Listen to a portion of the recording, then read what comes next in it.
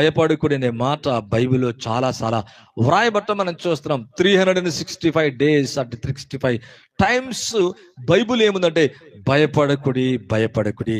నిజమే, ఈరోజు భయములు తొలగింప యేసయ్య జన్మించెను. భయములు తీసివేయటకే.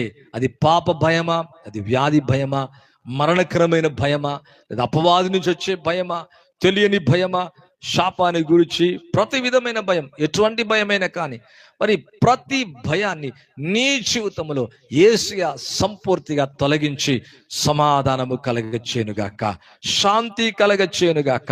బైబిల్లో చూస్తే దేవుని యొక్క వాక్యములు కనుక మనం గమనించినట్లయితే బైబిల్ చాలా విషయాల్ని ఎక్కడ చూడు ప్రభు కనుక ప్రత్యక్షమే మాట్లాడినప్పుడు భయపడుకుడి అని మాట్లాడినట్టుగా చూస్తున్నాం. జకర్యా గ్రంథం 8వ అధ్యాయము 15వ వచనం. ఈ కాలమున యెరూషలేమునకును యూదా వారికిని మేలు చేయ ఉద్దేశించి